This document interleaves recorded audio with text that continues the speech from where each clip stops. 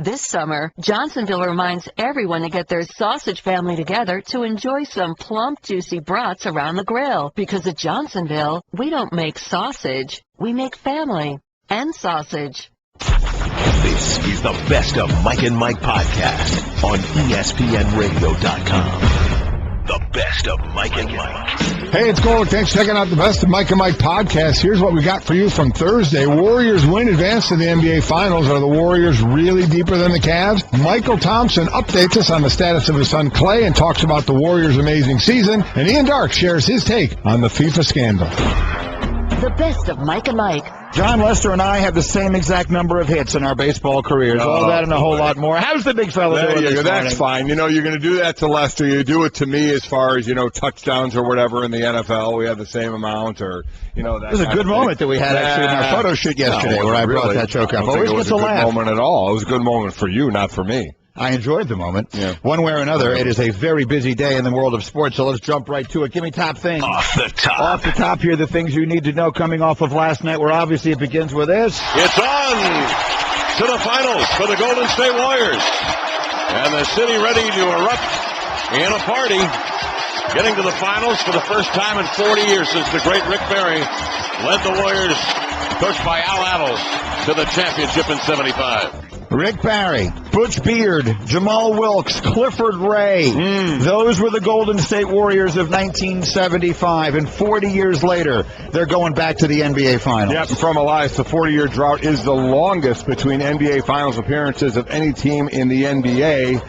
From 75 to 215. Next up was 32 years, the Pistons from 1956 to 1988. 40 years, and there's a whole lot of celebrating, a whole lot of people that weren't even born then, like everybody on the team. Everyone on that team and everyone on our staff. Off the top. And we got ourselves a dream matchup between LeBron and Steph Curry. And Steph Curry can do a little something that's never been done before. This is pretty interesting. Now, these are the players he's beaten already, Steph Curry, in this class. He's beaten, obviously, James Harden, beat Anthony Davis, and Marc Gasol, all members of this season's All-NBA first team. Now Steph Curry is facing LeBron James, the other member of the All-NBA team. Obviously, Curry was the fifth member, so Curry could be the first player in NBA, and will be the first player in NBA history to face each of the other four members of the All-NBA first team in the same postseason. Yeah, it's worth remembering that because there's so much talk about devaluing what the Cavaliers did in a weak East and what the Warriors did in a West that never shaped up to be as good as we thought it was going to be. At the end of the day, he's going to go through, if he's going to win the thing, he's going to go through all the best players in the NBA to do it. So to devalue that, I think, would probably be a mistake, but we'll have time to debate that. Off the top. For the hockey. And the puck pops out to Shaw. To the Chardon left wing center ice. To Shaw wide open over the duck line. Shoot the score! We're going to game 7. An empty net goal for Andrew Shaw. That'll put it away. The Hawks will win here tonight in game 6 and tie the series at 3 games apiece. And for the first time in the playoffs, the Bucks will sustain a regulation loss. The Blackhawks lead 5-2 with 48 seconds left on the clock. The United Center is up for grabs. WGN Radio, the call in Chicago, Golic, is we will have 2 Game 7s in the semifinal round for the Stanley Cup. Yeah, the East will be tomorrow. That, of course, will be Tampa Bay at the Rangers. And then the West will be Saturday because of the game last night. It'll be the Blackhawks out in Anaheim, and according to Elias, this will be the third time in NHL history that both series immediately preceding the Stanley Cup Finals have gone to a Game 7. By the way, each of the Blackhawks' last 3 Game 7 appearances have gone to overtime. They've lost 2 of those 3. Yeah, and last year, of course, we remember how that ended against the Kings. So a couple of Game 7s, you can't ask for more. No, you cannot. Under any circumstance if you're looking for drama. Off the top. And you can't ask for more if you're looking for the hottest month in recent memory. And the 2-1, tripping to deep left center. This has got a chance. Coughlin back to the track. He'll watch it go. Bryce Harper ties Nelson Cruz for the league lead with his 18th homer. He takes Lester out opposite field to left center, and the Nationals lead 2-0. Lester and Scherzer were both sensational yesterday. The Nationals radio network, the play-by-play courtesy, but it was Bryce Harper, as usual lately, stealing the show. Yeah, Scherzer had 13 strikeouts, but Harper, according to Elias, the 5th player aged 22 or younger in baseball history to hit 13 home runs in a single month. He has 18 now, tied with Nelson Cruz, who who it is 18th last night with a 3-run shot in the 9th for the Mariners to beat the Rays. And so we say good morning for Mike and Mike, and that's Off the Top, presented by Progressive Insurance. They'll compare rates for you so you get the best deal, even if it's not with us, saving you time and money. Now that's Progressive. Call or click today. And the NBA gets its dream final. I guess when you have LeBron James in the final 5 years in a row, you can't really go wrong. Yeah. But you couldn't go any more right than this, as the Warriors assume the place that really from the moment the season began, it was clear they were headed towards. And a lot of us, myself included, I say us, I include me, thought along the way that the Warriors and their style wouldn't necessarily add up to playoff success. We overlooked the fact that they were number one in defense as well as offense. It was not just Steph Curry. It's a terrific team, well put together, well coached in his first year by Steve Kerr, and now on their way to playing for the NBA championship. Yeah, I mean, this is the matchup we wanted. Everybody loves Steph Curry, and now everybody's going to get Steph Curry. Certainly already, as we'll talk about the numbers, the Cavs are underdogged in the 6 points in the first game, I believe, and certainly for the series. Rockets, give them credit. They came out. They still, unlike the Hawks in their elimination game, this is the second elimination game for Houston, but for the Hawks, who just got destroyed, Houston came out. We're leading 22-17 after the first period, but when Golden State took the lead the second period, that was all she wrote. They just kind of went from there, ended up with the 14-point win. And again, in my eyes, the story was, as it was in the last game, and when Houston won, the story more was, because we all felt Golden State was going to go on and win, was the health of Steph Curry when he did the cartwheel over Trevor Ariza under the basket. And last night it was Ariza again.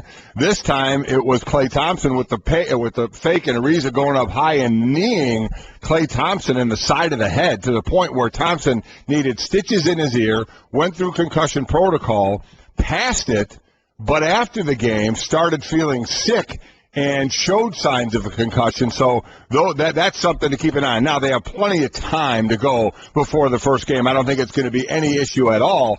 But here you go, your two best shooters and the two best shooters in the game are certainly one of them, both with concussion-like symptoms in back-to-back games. And so on we go to the finals, and as you mentioned, a long rest. A week from tonight is when the NBA Finals will begin, and of course those will be on ABC and on ESPN Radio every moment of it all. And the schedule goes Thursday, Sunday, Tuesday, Thursday, Sunday, Tuesday, Friday. So instead of a Thursday finish, if they should go to a Game 7, they would go to a Friday finish. June 19th would be a Game 7 in the series, if there is one. But obviously that is an awful long way away. Steph Curry, in the meantime, is on his way to the NBA Finals for the first time, where he knows it's going to be a very tough road if they're going to knock off LeBron. We got to bring our A game if we're going to be a great team and a great player like that 4 times. And we're excited about the challenge because, he had to win his first one at some point. And, nobody on our team has experienced that, so we're going to be fighting like crazy every night. We got home court advantage that we need to capitalize on, and it's going to be a battle, and it's going to be fun. This is what every player dreams about when you come into the league, playing for a championship. And we know about their offense, but as we get more into this, there's going to be a lot of talk about their defense, especially the defense against LeBron. These two teams split 4 games in the regular season, winning all their games at home, and one of them, LeBron, had 42 points in a win in Cleveland in one of those wins. Steph Curry didn't have a great shooting night last night, just 7 of 21, 3 of 11 from three-point land, but certainly others to pick it up, including Harrison Barnes, who had 24 points, had a nice night last night. So again, this is what they do. They have other guys that could pick it up, but you know who you rely on to shoot, and he didn't have a great night last night. And for the Rockets, you know exactly who you rely on to shoot, and it's James Harden. And while Harden was horrible shooting, he was even worse turning the ball over. 13 turnovers and 14 points in this game. He had 13 turnovers and 11 shots. So he had more turnovers than he had field goal attempts last night. Harden was a nightmare. 2 of 11 from the floor last night. And as you mentioned, the 13 turnovers. Look, he had a fantastic season. Nothing should be taken away from the year that James Harden had. And frankly, for the Rockets, I don't think you can have too much to complain about. They while this series will go down as a 5-game sweep, they made games 1 and 2 tough. They certainly had the ball in their hands with a chance to win game 2.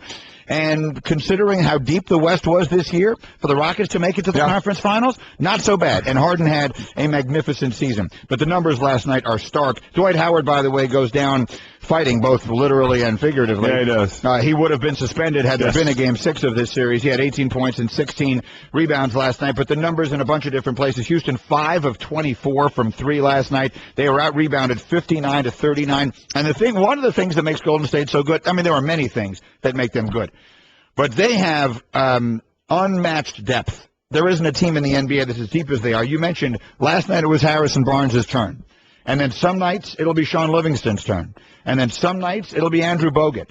And then some nights it's someone else. They've got their big three in Curry and Klay Thompson and Draymond Green, who's, I think, for what that team needs is sort of a superstar. He's not, I don't know that he's a superstar player, but he's sort of the third member of their big three. Yeah, had a horrible shooting night as well last night. Yeah, but they have a bunch of guys who on a given night will be the one who steps up and plays huge for them. Now, so does Cleveland. Yeah, they do. But Cleveland is missing something at the top. With Kevin Love fully healthy, I think this would be an even series.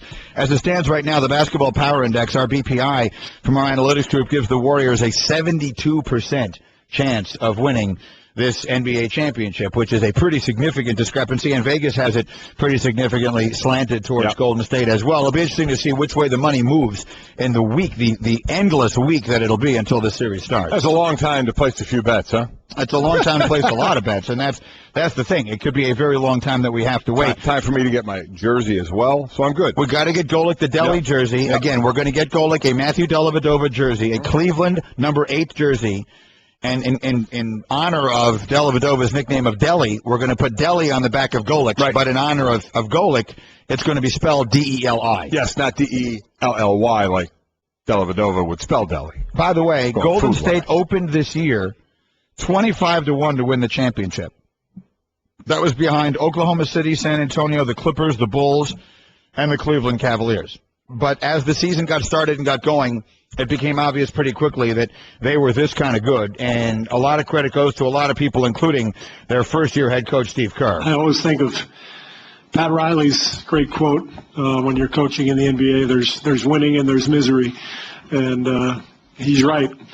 Winning feels like a relief more than anything most of the time, but, to get to the finals first time in 40 years for the Warriors.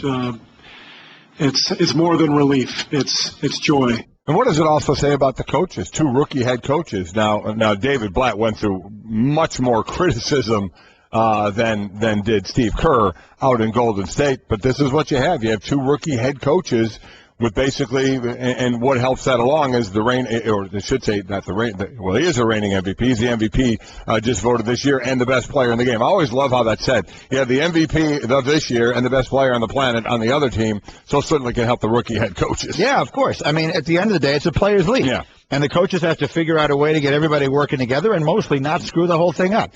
And in Cleveland, there were a couple of different times during the course of the year where the thing looked like it might get sideways.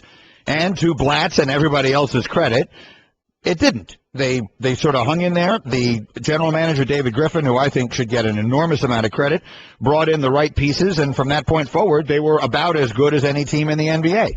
One of the teams that was better from start to finish was Golden State. I remember at a point where they were up 2-0. You weren't here that day, but we had the stat. They haven't lost 4 games in a 5-game stretch in 16 months. I mean, they've been really, really good and really consistent. One of the questions that I think will legit, and look, it's going to feel like forever that we're going to have to set up this final. One of the questions that we can ask is, does Golden State, with 67 wins in a Western Conference that all year long we said was going to be a nightmare to try and get out of, now as it turns out, they probably didn't wind up playing the 2 most dangerous teams. Right. The Memphis team they played was dangerous. Mike Conley didn't play at the beginning of that series. Now, they won one of those games. Memphis did. Remember, Memphis was up 2-1 on Golden State. They didn't wind up playing the Clippers, who we thought would have made a great foe. They didn't wind up playing San Antonio with all of their pedigree and experience. Quite honestly, a team that didn't even make the playoffs in Oklahoma City because of the injuries. But whatever. I mean, now we're finding, well, here's what you can do. If you want to, we can do it the way some will accuse the Ted Wells report of having gone after the Patriots. Right. You can say, this is the conclusion I want to reach, so I can find a bunch of reasons to get there. The alternative to that is to say, if Golden State wins, you got to give them their due as having had one of the great seasons that we've ever seen.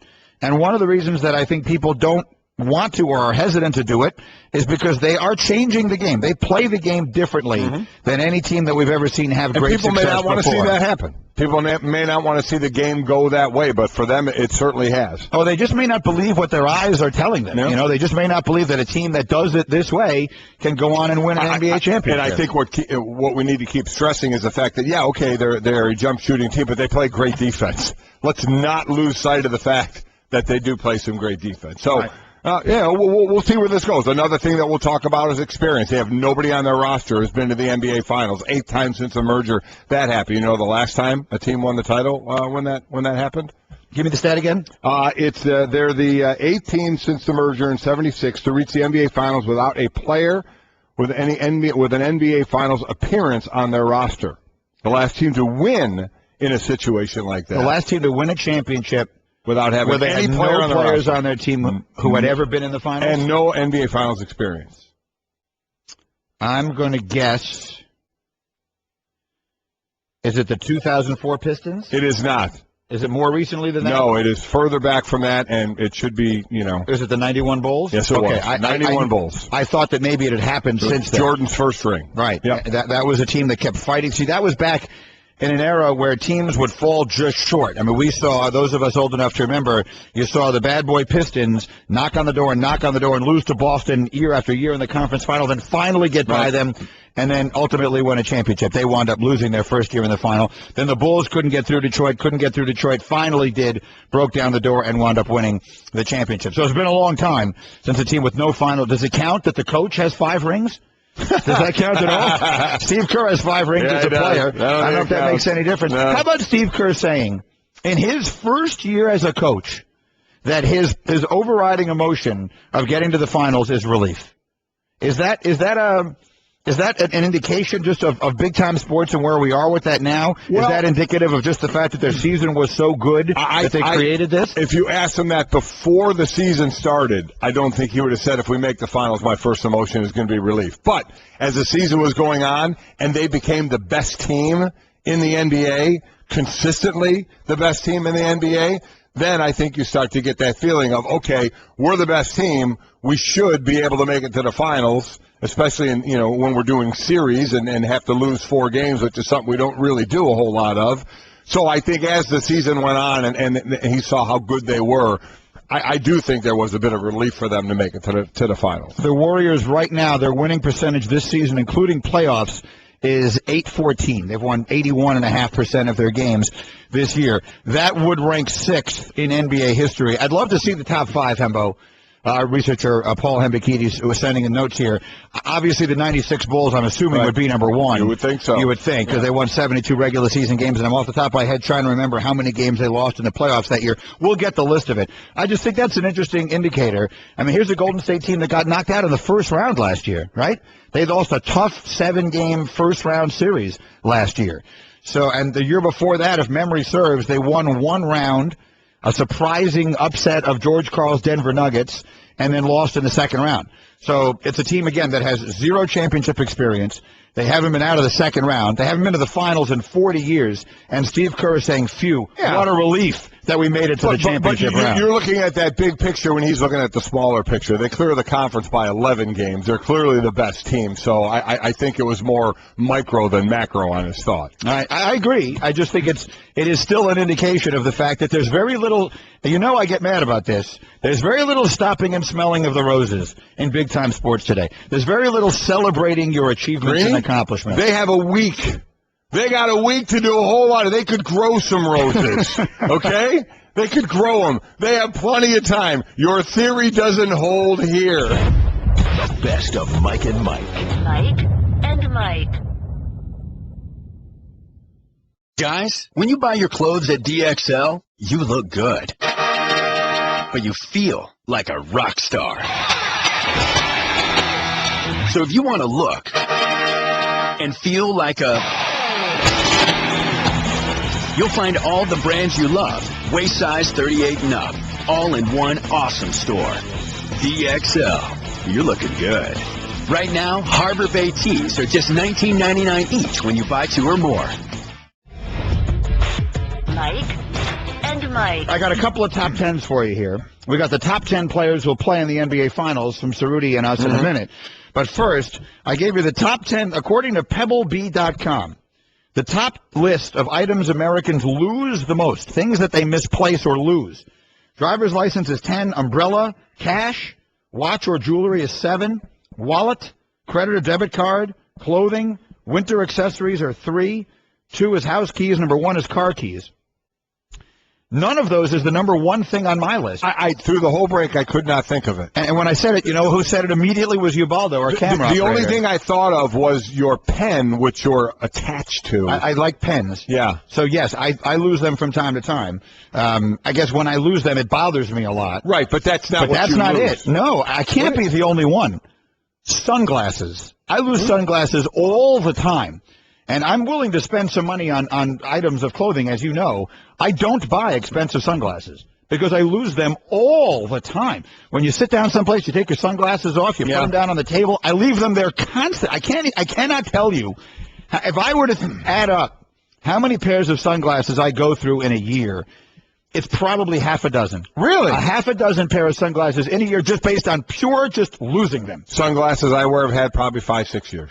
See, that's amazing to me because you leave your glasses, your reading glasses, you leave on the set here almost every day. I do. Well, you know what? Because when I wear my sunglasses, I never take them off. You put them on top of your head. I put them on top of my head. You do. I always leave them there, so it's tough to lose when they're sitting on top of my head. My readers, I'll sometimes stick, on my shirt, but I don't really want that look, a whole lot. So I'll take them off and set them down, and next thing you know, one of the guys is running them back to me, or I forgot them and walk back. So constantly, yeah, you constantly leave your glasses. I forget them. Behind. I don't really lose them. I forget them and find them. My sunglasses, I never lose. What's number one on your list? What's the one thing you'd say you lose the most, or misplace, or forget, or whatever the case may be? That's number one. Yeah, I think it would be a piece of clothing. I've left. Like which piece of clothing? Oh, I don't know. Socks. Why? What are you forgetting? It wouldn't be underwear because I don't wear underwear. Your pants? So, You could have lived all day without knowing that. Yeah. Seriously, what item of clothing are you leaving behind? A jacket? No. But what do you take off in a given day? What are you leaving behind? I mean, clothing. Sometimes I forget them in a hotel. I'm like, where is it? I haven't seen it for like weeks. I'm like, oh, God, I think I left it in a hotel somewhere. Yeah. And the Hyatt in Cincinnati right now is my favorite shirt. Probably the winter accessories, and that means like hat and gloves, because those you do take off and set somewhere and do leave them. That I get. But I don't. Car keys, I mean, I just leave them in the car. Yeah, I don't think that's such a good idea either. House keys don't really carry house keys going through the garage. I'd say the only thing worse than saying than leaving your keys in your car is announcing to the world that you leave your keys in your car. Yeah. The entire world now knows that you leave your keys in your car. Try it. That's it. Go ahead. I guess the third one would then be make my day. It would be taunting the world into making an effort to steal your car. So can we get, by the way, just quickly to one other thing on this, and then we'll get back to number 9 on this list is umbrella. Umbrella. And you said never use an umbrella. Never. Why? I don't know. I sit there and when somebody like has it or if I'm in the rain and Chris will have it or something and want me to, and I'll say no. I'll throw out the excuse. I was a D lineman. We're not allowed to use umbrellas. I'll just say that. What does that mean? It doesn't mean anything. I'm just saying it as a reason, and I don't know. I just don't. I don't. You prefer to be wet versus not to be wet. I don't care about walking in the rain. I literally can't explain it. That's why I throw out that reason. Oh yeah, I'm this big old tough D lineman. We don't use umbrellas, which is ridiculous, obviously. So I'm telling you right now, J.J. Watt uses an umbrella. No. I'm admitting it's ridiculous. I didn't mean it that way, but based on what's going on, obviously. I just I just picked a defensive lineman. I know. And Ndamukong Suh uses an umbrella. I know. As I said. Sheldon Richardson uses an umbrella. You're probably right. I don't know it for a fact. You're probably right. I just said I throw that excuse out. I don't believe it. I just say it to say something rather than, why don't you use an umbrella, Golic? I don't know. Well, here's the thing. I know why people leave behind umbrellas all the time, because if you take it out somewhere, and let's say you go into a restaurant or a store, I certainly don't want to carry it. They'll hold it for you. But that's one of the reasons. I just don't want the inconvenience of having it with me then. Sometimes an umbrella is a nice thing to have with you because you can walk with it like a walking stick. I occasionally like to do that. You walk with it almost like it's a cane. Why would you do that? I don't know. Do you need a walking stick? No, I don't, but it's kind of fun. It's like it's an accoutrement. So, it's like a nice little. Use those words again. It's just a side thing. It's okay. Then say a side dish. It's not a side dish because it's not edible. My point is, the reason people leave behind umbrellas is because they go into a place, if a hotel or not a hotel, but a restaurant or something like that. And then when you leave, if it's not raining anymore, you just completely forget you had it in the first place. I have found enough places now where I go have umbrellas for me to use. Right, but do you use them then? No. That's my point. So here's the thing. Can I make a prediction? If indeed we move this show to New York in February, and you are in the city a lot, one of the reasons you don't use an umbrella is because you're never in the city. Right. So everywhere you go, you're just getting right into a car and driving there. So you're only outside for like 15 seconds at a time. Right. If we move to the city and we have to walk all over the city and stuff, you will start using umbrellas. You will not want to walk. All right. If the studio's in Times Square, all right, and let's say we got to go, we have a meeting, 9 blocks away. You're not going to take a cab. You're going to walk that. And you're not going to walk 9 blocks in the rain without an umbrella. I'm not using an umbrella. Why? It's stupidity. Now I'm not doing it because you said I will. Well, here's the thing. Before I just didn't do it. This is like when you guys on a cold day would not wear sleeves under your jersey. It's just stupidity. It doesn't make any sense. I can either choose to be warm or cold. I can choose to be dry or wet, which boils down to I can either be comfortable or uncomfortable, and you're choosing uncomfortable for no reason. Pretty much. It infuriates me. I know, and now because it infuriates you and you want me to do it so badly, I'm not doing it. Okay, the first thing I'm getting you, if we move to the city, is an umbrella. You know what I'm going to do? What? I'm going to throw it on the ground and leave it there. Just know right now, if you get me an umbrella, I'm throwing it on the ground, and I'm leaving it there, and anybody in the vicinity can pick it up and have a free umbrella. What is the one thing that you leave behind or lose the most? I'm just curious to see. I can't be the only one with the sunglasses. You can tweet us at Mike and Mike through the 1-800-Flowers.com Twitter feed. Celebrate summer birthdays with a smile. Go to 1-800-Flowers.com/ESPN for flowers and gifts starting at $29.99. What's interesting? Did another one come in? No. It's just interesting that I'd be interested to see if more people give things that aren't on this list. Like you did. Your number 2, I think, you don't really lose your pen. You just covet your pen. Yeah. A lot of people are tweeting in TV remote, cell phone. Jeff says, I never use an umbrella. I get wet with an umbrella because it doesn't cover me entirely. You're not putting out a bag. Depending on how... on your circumference. How fat you are? Then I was going to say it more nicely than that. Did you say that about Do you wear a raincoat? A what? A raincoat. You know what? You've never heard of a raincoat? Not since. Did you ever see a Columbo? Did you ever see the Pink Panther? You wear a raincoat. Well, that's an overcoat. Do you mean like a raincoat that repel? Yes, or an overcoat? Correct. A coat you wear in the rain. Like a rain jacket. Well, this doesn't need to be explained, Mike. It's a raincoat. Everybody knows what it is. There's a difference of the raincoat I wore in 2nd grade as opposed to what Columbo wears. Okay. Do you wear either of those? No. Okay. So the difference is non-impactful. All right. I didn't mean to get sidetracked into this. I want to be specific about the thing I don't use. All right. Mike and Mike presented by Progressive Insurance again. Ian Darke coming up. Subway Fresh Take Hotline. All right. So the top 10. If you were putting together your top 10, so those are the top 10 things people lose.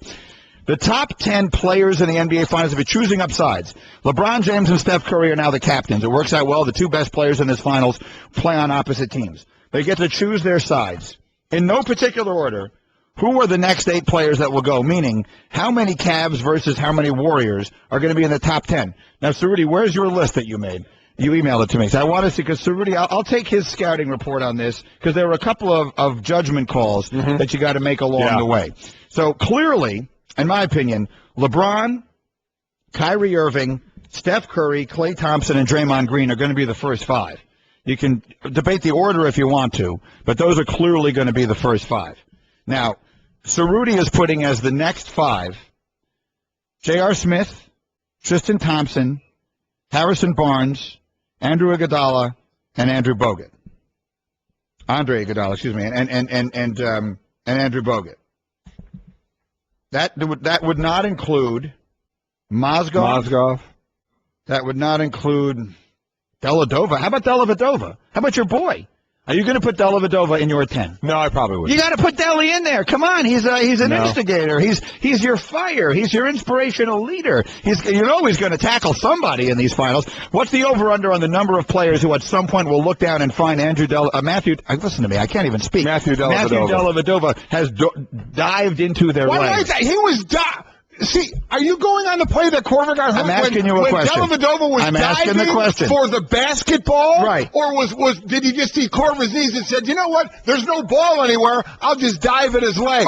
He was diving for the ball. Over-under is 1.5. God, you people are unbelievable. What's that? The over-under, a number of times it happens, 1.5 in the finals. Let me say this. If I'm going to give you over-under on who gets more technicals, it's going to be Golden State because of the agitator.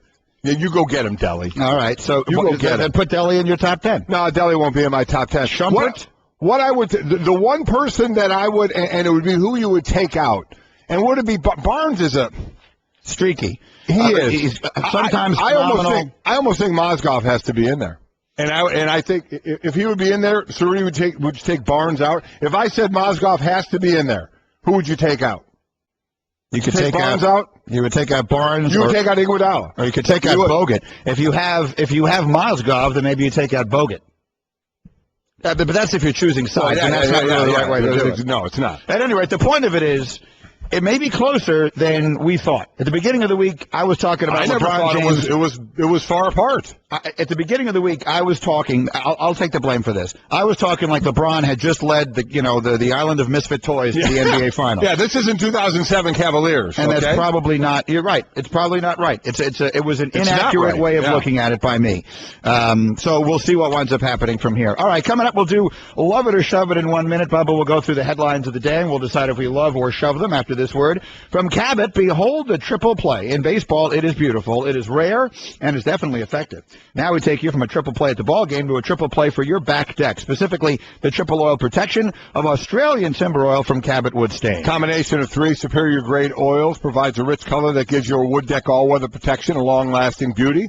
Australian timber oil was originally formulated to stand up to the harsh conditions of the Australian outback, so you know your deck will be able to look great and handle it well as well. With Australian timber oil, it all comes together to turn your back deck into a genuine crowd pleaser.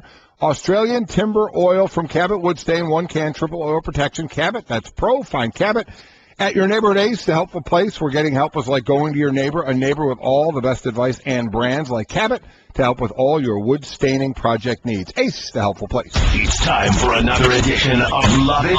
Oh, this is fun. Or Shove It with Mike and Mike on ESPN Radio.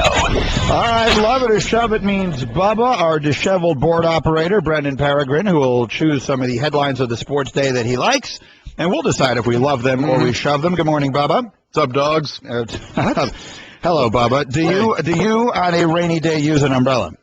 No, not really. No, I actually remember one time when I was in the city at Fordham, I went to a job interview, and it was pouring. I didn't have anything, and I had to walk like 15 blocks off the subway and just got drenched.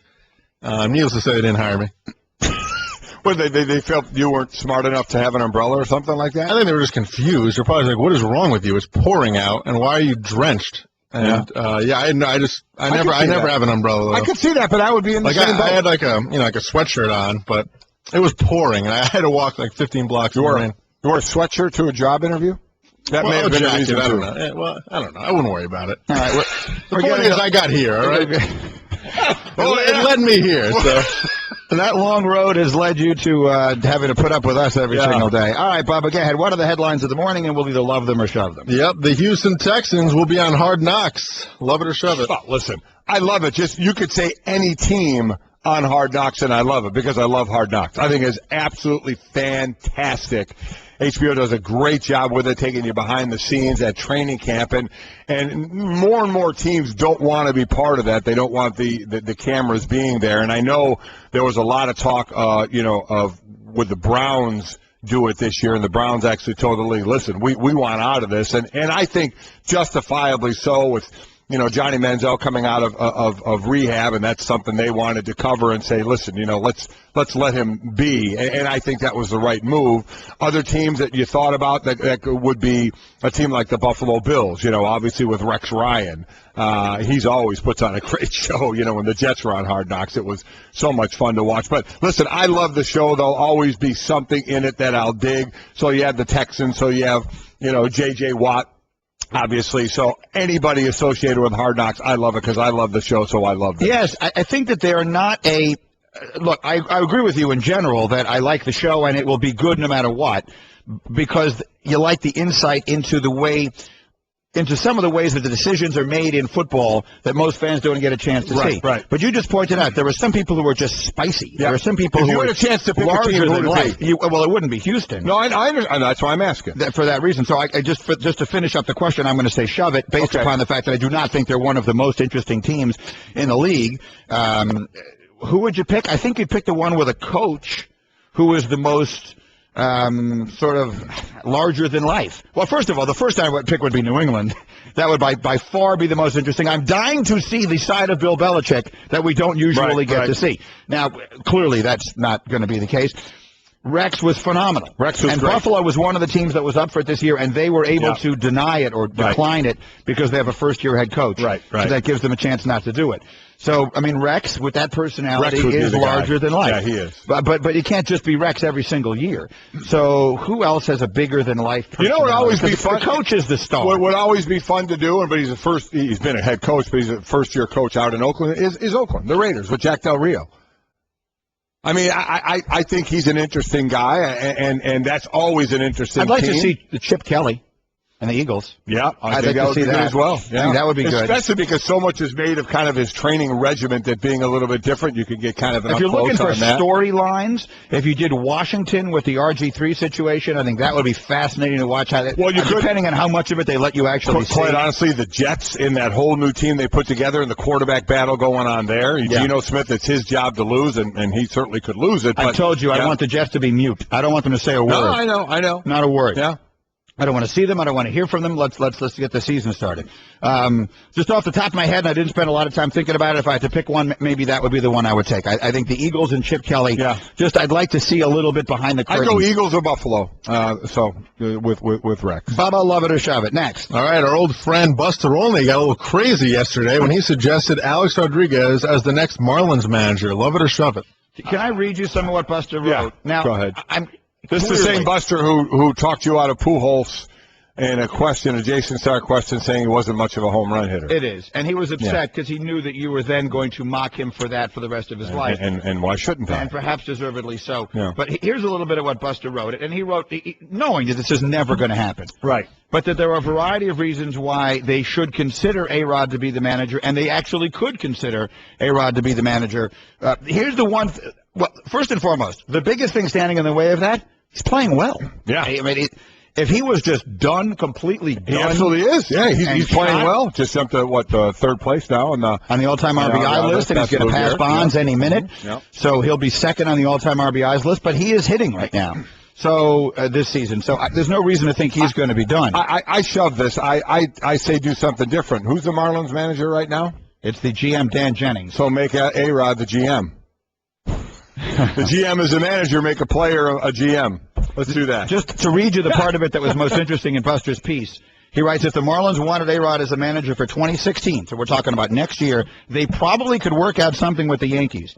A-Rod is owed about $41 million for the next 2 seasons, and even though he's been better than expected this year, A-Rod knows his best days as a player in the past. He might leap at the chance for a post-career lifeline and approve a deal. And if the Yankees could save $2 or $3 million a year for the next 2 years in some sort of settlement with the Marlins, maybe they'd be open to it, in turn keeping open the DH spot for their aging roster. Again, there's no conceivable chance this is going to happen. He's playing well. I mean, he's not going to think about any kind of a lifeline or any kind of a deal. Well, the only thing I'll say is that I think there is a belief. What I think Buster means by that is that, like Jose Canseco, I think there is a belief that the minute A-Rod is done as a player, he will just be blackballed. Done from baseball. He'll be done from baseball. I agree. So if he sees a window that will keep him in the sport, which he genuinely loves, say what you will about him, I think baseball really is his life.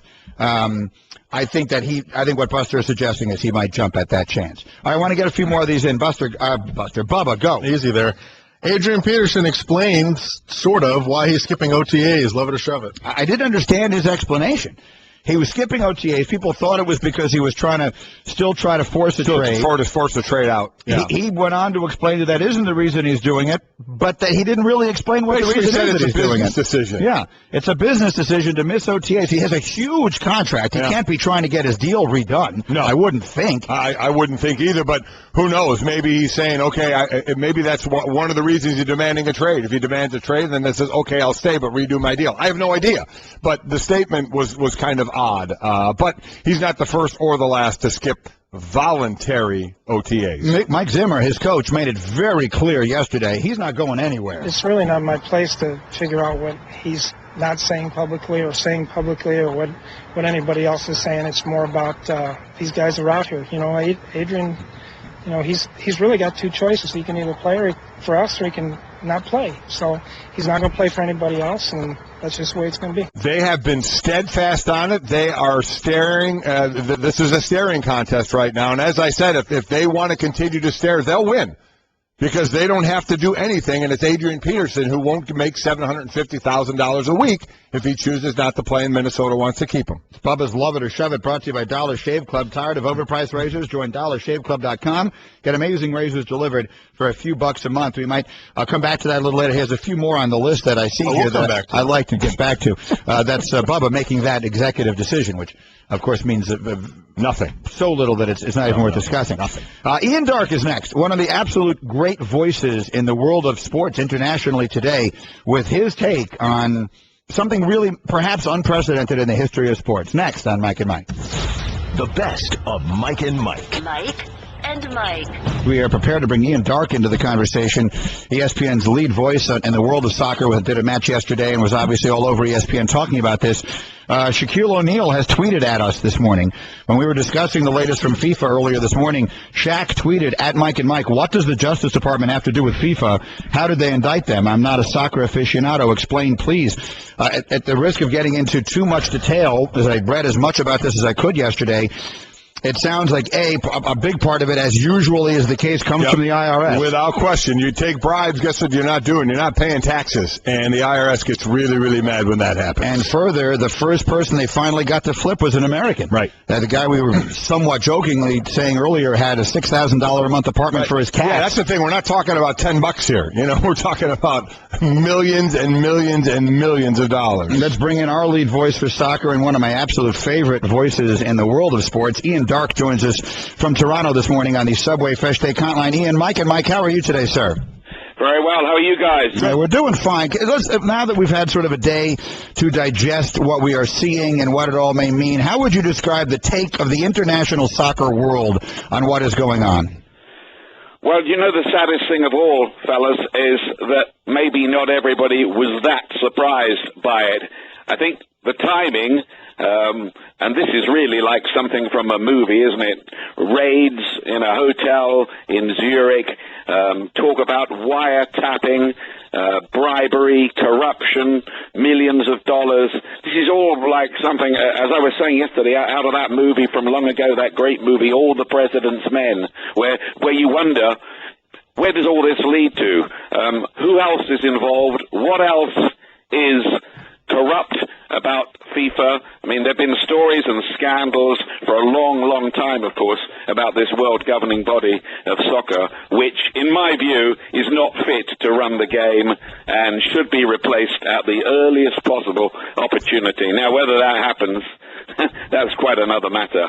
Can we just clarify what you mean by that specifically? Are you talking about the individuals running it, including the president, Sepp Blatter, who to this point has not been indicted, but I saw Lester Munson say yesterday, if I'm him, I'm getting myself a lawyer pretty quickly. Are you talking about the individuals, or are you talking about the governing body and a total radical change in how the sport would be led? Absolutely that, yes. I think FIFA has proved now over quite a long period, and these indictments, of course, go back over 2 decades, back to 1991, that there is a stench around the entire organization. Now, back in my country, in England, the press there have been campaigning against FIFA for a very, very long time. Why else do you think England only got 2 votes when it came to the last World Cup bidding process when they put in a bid? It's because Sepp Blatter has a hatred of England. And I think now the world is waking up to the fact, I hope the world is waking up to the fact that there has to be just a root and branch reform here that even might involve eventually UEFA, which is set now against Sepp Blatter and all in favor of what I'm talking about, just breaking away and forming another organization, because I'm not at all certain that FIFA are going to clean up their own house. Do you think there's more surprise that, because as you said, a lot of people thought this was going on. Do you think there's more surprise that it ran this deep, or that these people are actually being held to task now for it and possibly going to jail? Well, I think there are a lot of other people now who might be shaking in their boots a little bit, because you heard what they said at that pretty dramatic press conference yesterday, that this is only the beginning and that there will be other defendants in the case, which is why you wonder where it's going to go to. I hope that this is going to be the kind of breakthrough where all the people who have been supporting Sepp Blatter as the president, and we repeat, he has not been indicted, let's be clear legally about this, that they now will not re-elect him on Friday, but I think they're going to, and that there will be wholesale change. Let's hope that is the case, and that somebody will come to their senses there and say, we can't carry on like this. This is crazy. How can you re-elect a guy who's presided over this entire mess? Now, in any other corporation, it stops with the top guy, doesn't it? He either steps down or they get rid of him.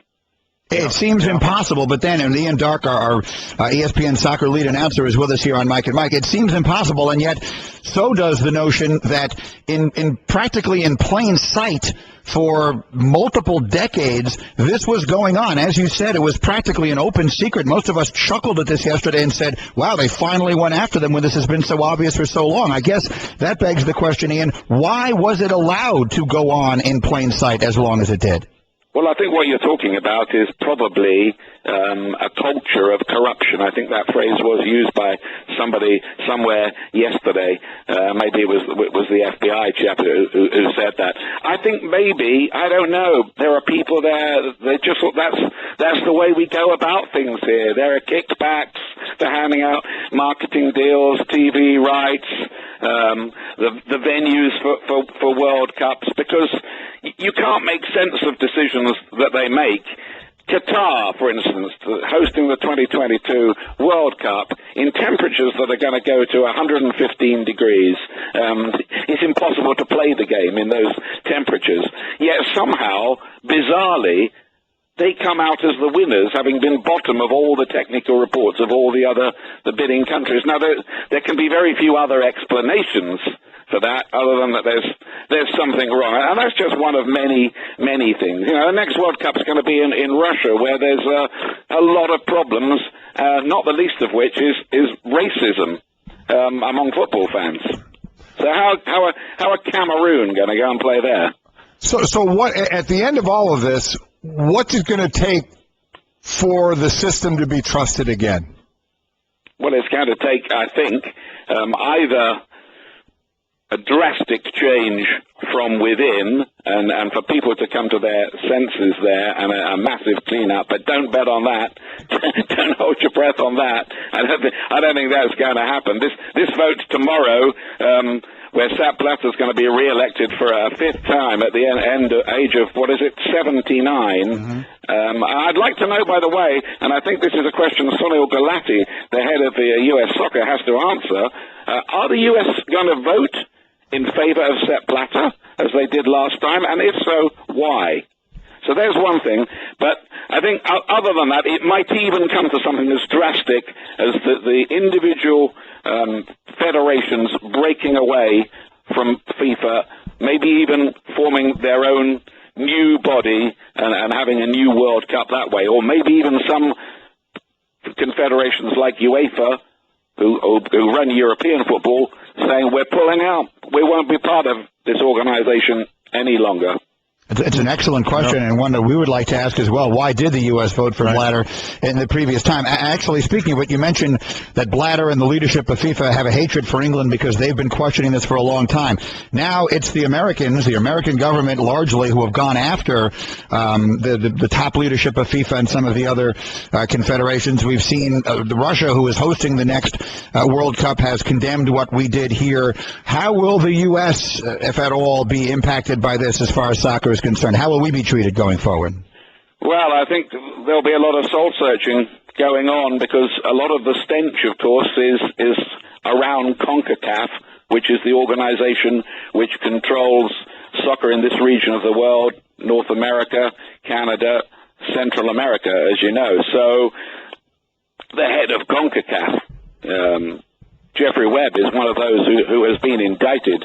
So CONCACAF has to have a very, very serious look at itself and how things have gone on there. And, of course, hats off to me, to the Justice Department, the FBI, the IRS, for being so tenacious in following all this through and attempting to bring these people to book. And I guess my final question to you, Ian, would be, for those who enjoy the game, who are huge fans of the game, and we have an ever-increasing number of people in this country who fall in that category, will there be any obvious difference to the game itself, anything we will notice on the field or the pitch anytime in the foreseeable future as a result of what we've seen here? Well, it's a great game, isn't it? And that's why the world has loved this game for so long, and I'm pleased to say the USA is getting into the game as well now in increasing numbers, as the World Cup television ratings proved. The sad thing is that these guys who've been indicted, they first got involved with it because they loved the game. Their kids probably played the game. They were probably soccer dads, and now it's come to this, where they are being accused of creaming off millions of dollars, exploiting the game, the guardians of the game spitting in its face. And I think that really is a terrible, terrible thing. Ian, we always appreciate your candor and your emotion and your passion. Thanks so much for a few minutes this morning.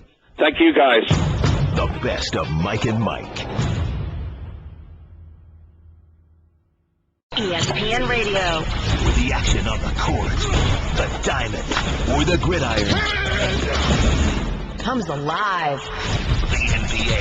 The San Antonio Spurs are the world champions. Major League Baseball. San Francisco Giants are the champions of the baseball world. The new college football playoff. College football playoff national champions, the Ohio State Buckeyes. You're home for the best in sports play-by-play. ESPN Radio. The best of Mike and Mike.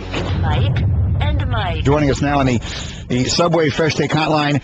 He is a two-time NBA champion. He was the number one pick in the NFL, in the NBA draft. He is part of ESPN LA Now, weekdays 10 a.m. Pacific on ESPN LA 710. But all that stuff is completely meaningless because now he is the father of the Warriors, Klay Thompson, and they are headed to the NBA Finals. Michael, congratulations from us at Mike and Mike. How are you today?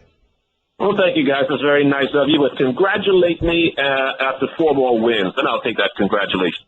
Now, there's a former player talking. Yeah. Right, there's a former player who understands what it's about. Before we get on the court, obviously the most important stuff here, we were just talking about it as your son got hit directly in the ear and as we understood, was suffering some concussion-like symptoms as the night went on yesterday. How is Klay feeling?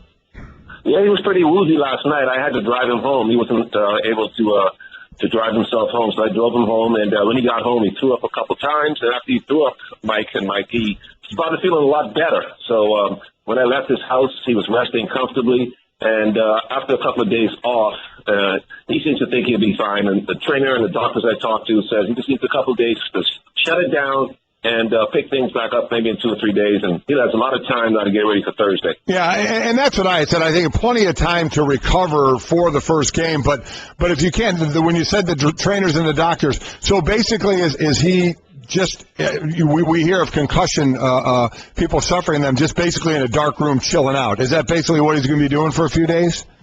Oh, yeah, just sitting on the couch with his dog Rocco and laying back, relaxing. I think the whole team has a couple of days off just to recuperate, recover, get their mindset on the Cavaliers. But, yeah, he'll be fine. Let's see, the day is Thursday. I bet you by Sunday he'll be feeling a lot better. All right, and not until next Thursday will we have Game 1 of the NBA Finals. So can you describe what this run has been like, this magic carpet ride this team started at the very beginning of the season and really in no significant way ever stopped all the way to this point? What has this year been like for you as a father and as a former player to watch it? Expected. When they went to training camp, I knew this roster was loaded. And with Steve Kerr and his staff coming in, and with the experience they got last year in a tough series against the Clippers, and with the talent on this team, I said this team is ready to take the next step.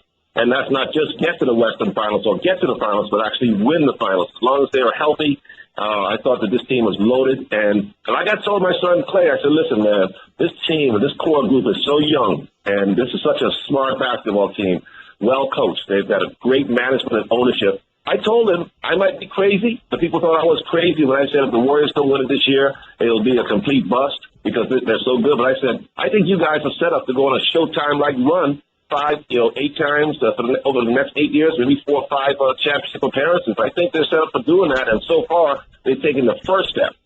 Along those lines, can that be done in today's NBA different from your time in the NBA? Yeah, I think so, Mike, because now you've got a young core, very smart players, and now with the salary cap going up so much, everybody can get paid. There's no reason to leave.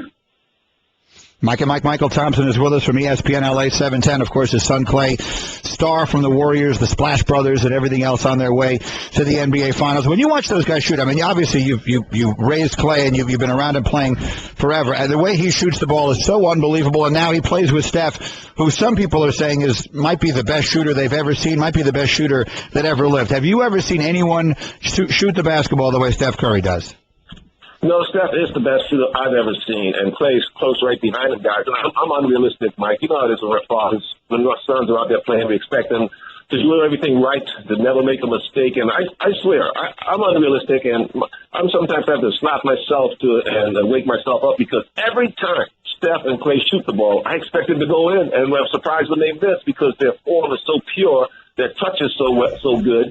And when they're having an off shooting day or shooting night, I'm shocked because every time it leaves their hands, it looks like it's going in. All right, so for everyone who wants to raise a great shooter, how much of that is just natural? How much of that is just God-given for Klay? And how much of it is things that you worked on with him from the very beginning and through his life? How much of that is work and how much of that is just a natural ability to shoot? Everybody can shoot the ball, Mike. Even you, if you got out there and did enough drills. I don't know. We're guys like Steph and Reggie Miller, Dale Ellis, Del Curry, guys like that are different. Is they're born with that touch. But what takes them to the next level is the work ethic. So getting out there and drilling and knocking down 500 to 1,000 jump shots a day. Steph and Klay have that kind of work ethic, and that's why their shots have developed where they have. Even though they had it when they were born, they worked to get even better. We're seeing so many kids come up whose parents have played in a lot of different sports, Michael. And when we do that, I know when you sometimes I coach my kids young, and now you watch them grow and play up. I'm sure you did the same as well. So when you watch Klay now he's at the pinnacle of basketball. Do you watch him more as a former player in analyzing things, or as a father? Can you let yourself do that? No. Once you played the game, Mike, and I'm sure you know it too, when your boys were at Notre Dame or in high school, once you're a former player, you always analyze as a former player, watching the fundamentals, watching how they approach the game, if they're ready to play or not. Yeah, you're a father too, you're pulling for your kid, but you definitely, as a player, can't let that player part of you go, and you see the mistakes they make on the floor, and you know what they need to do to get better. So that part of you, the player part of you, even though the father's always there, that player part is always there too. Mychal Thompson's with us. Mike and Mike presented by Progressive Insurance. You said they need 4 more wins, and they're going to have to get him against a guy who right now is the best player in the world, and LeBron James leading those Cavaliers in there. Now, you're a guy, you played with Magic Johnson, among other great players. You cover the Lakers now in large part, which Kobe Bryant has been there a long time. You've seen a lot of great players. How do you right now put LeBron James in some sort of perspective, historically or otherwise? How do you, when you watch LeBron James, what is it you think you're seeing? Yeah, we love to rate players and rank players and put them in their proper place in history. LeBron, right now, if you put a top 5 players, regardless of position in the NBA history, he's in my top 5. We have never seen anything like this. 6'8", 260 pounds of pure muscle, has the speed of Russell Westbrook, the ball handling of Magic Johnson. He can do anything, go anywhere in the court, play any position. So we've never seen this before. I mean, Magic was great. Michael Jordan was weird. He was so great. So was Kobe and Wilt and all those guys. But we've never seen anything like LeBron. He is unstoppable. And the fact that, listen to me, you could take LeBron James, put him on the Minnesota Timberwolves, and they're a playoff team. You could put him on the Philadelphia 76ers, and they are a playoff team. That's how great he is. Yeah, high praise indeed. And so, what are your thoughts? If you're coaching now, I'm going to give you Steve Kerr's job instead of being a dad. Now you're the coach. What are you doing with LeBron? How do you best try to combat all the things that he does? Oh, it's so easy for me to say sitting here on this couch telling what you have to do. But what you have to do with LeBron is you got to make him a jump shooter. You got to stop him from penetrating to the basket. Of course, that's like saying stop Jim Brown from running over a free safety or something. That's how tough he is. You got to make him a jump shooter, and then you got to stay home on J.R. Smith and Shumpert and all those guys because they can shoot the ball on Kyrie Irving if he's healthy. And keep Tristan Thompson off the offensive glass, and you got a shot. But, hey, easy for me to say sitting over here. Well, hopefully Klay heals up quickly. I believe he will in those couple of days, especially he gets to lay on the couch for a few days. Pretty cool. What was the name of the dog again, you said? Rocco. I like that. Hanging out with the dog, eating food, watching movies. How great is that? See, that's the thing. Klay Thompson has a dog named Rocco. I have a dog named Phoebe. I think that's pretty much all you need. Pretty much says it all. There you go. Hey, Mychal, congratulations to you and the family. It's got to be an extraordinary experience, and what a ride it's been. We wish you the best of luck, and we hope that you find a way to really enjoy whatever it is that comes in the next few weeks. Best of luck. Thanks, guys. Anytime. This has been the best of Mike and Mike on ESPN Radio Pod Center. To hear more from Mike and Mike, log on to ESPNradio.com and become an ESPN Radio Insider. The best of Mike and Mike. Greeny, good news. You're in the family, bud. What? The family? Yeah, my sausage family. You know, the friends, neighbors, and radio co-hosts I invite over whenever I cook juicy Johnsonville brats. Oh, that's very sweet. I'm part of your family now? Yeah, you are. Well, my sausage family. It's kind of like family. Means I can ask you for favors or money or, you know, if I need a place to crash or someone to wash my car or something like that. Okay, well, that's interesting. Yeah, but it doesn't mean you're entitled to any inheritance or the use of my pool or my car or crashing at my place. I mean, that's strictly for real family, you know? You know, I'm starting to wonder what's in this for me. Well, the juicy brats for starters. And, you know, you get to wash my car whenever you want or lend me money, no questions asked, or you get to have me crash on your couch for free. Oh, yeah, I guess that's a pretty good deal. Great. Welcome to the sausage family, bud. At Johnsonville, we don't make sausage. We make family and sausage.